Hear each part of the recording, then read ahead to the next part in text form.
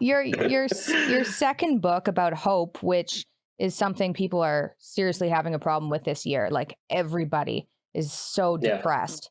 Um, do you do you have suggestions for, I guess maybe suggestions for what not to do?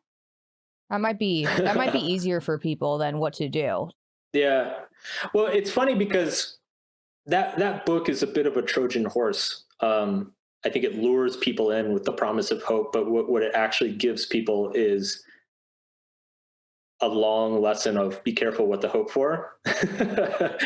um, it's, I think, kind of the main point of that book is when you're desperate for hope, the more desperate you are for something to hope for, I think the more liable you are to just grasp at anything that comes around, and just dive in head first. And I think that can get people into trouble. And so it's very much a book of trying to provide context for people to be more aware of what visions of hope they're buying into, what belief systems they're buying into, what information they're spending their time on, and trying to focus more locally, focus more on themselves and the people in their immediate vicinity.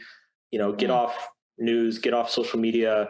Um, don't buy into the latest outrage that's being spread everywhere.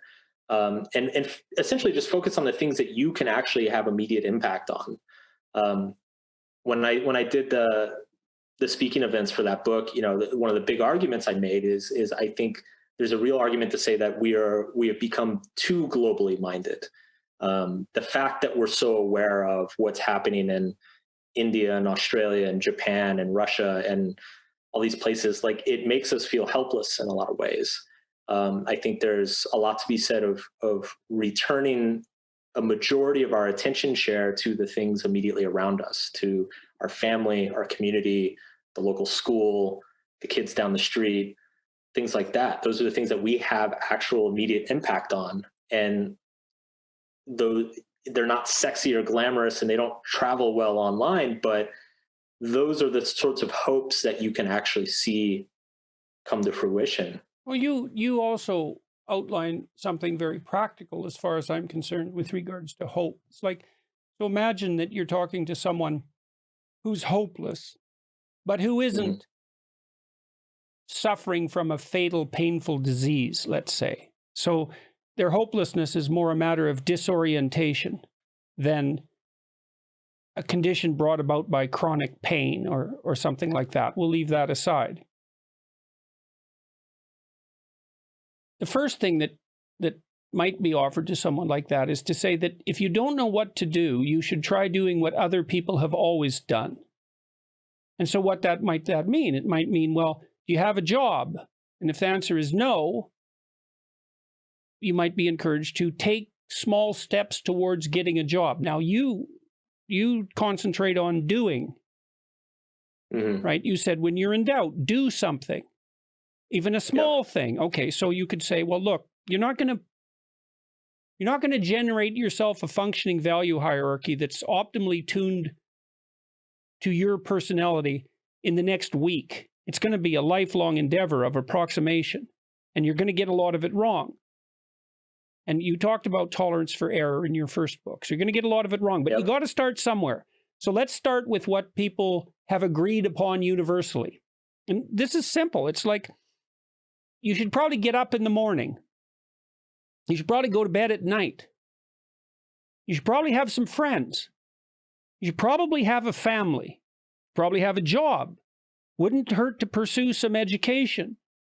And, you can raise objections to any of those.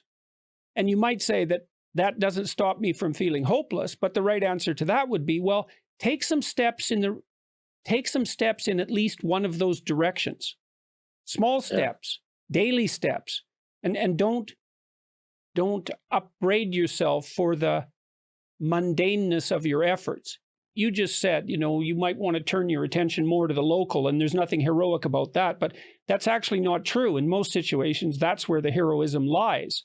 It's unheralded, but that's still the adventure of your life.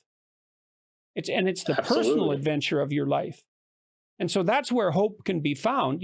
Can you make your relationships a little bit better? Can you make your career a little bit? And maybe that you have a revelation at some time and you decide that standard career isn't for you. That happened to you. You took an entrepreneurial route, and that's fine. But what you did was replace the traditional route, which would be to obtain something approximating a 9-to-5 job, with an entrepreneurial activity. You didn't just throw up your hands and say, well, the whole idea of being actively engaged with the world is so questionable that I'll just cease to do it.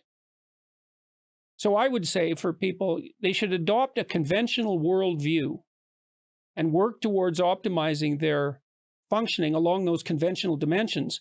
And then if they discover that they have a really good reason to deviate, then they have the right to deviate. And I think you push at that in the first book when you offer the advice to people that it's okay for them to embrace their averageness. It sort of addresses the issue that you had brought up. You may discover that you are exceptional along some dimension and you can pursue that, but averageness beats the hell out of nihilism. Yeah, absolutely.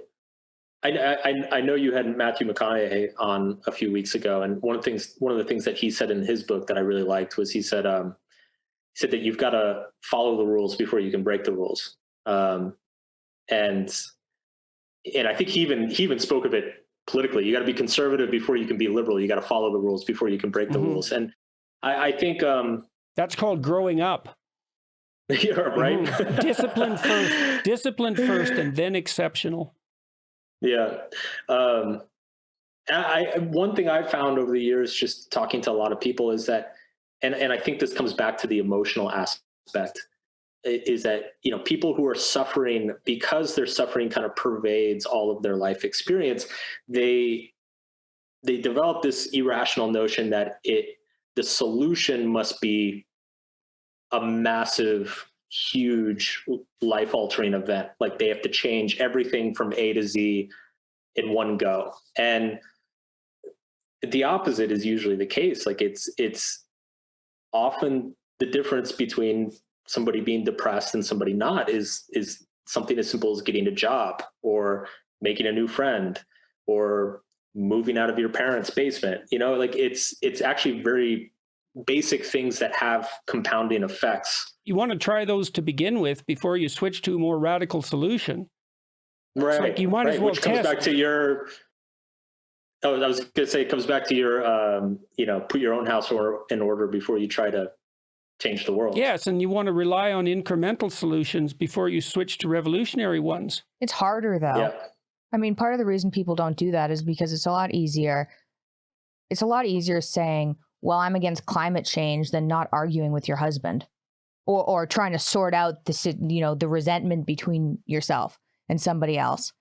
That's way harder, and it's way easier to focus on something that's far away and out there. Well, you also get a sort of perverse boost in relationship to your own self-perceived ethical stature. If you're concerned about climate change, then you're someone taking on a global problem. If you're trying to figure out how not to argue with your husband about who's going to cook dinner, it's so mundane that it's almost laughable, right? But the difference between the first situation and the second situation is the second situation is real, and real advances can be made there, whereas the first situation just makes you faux virtuous.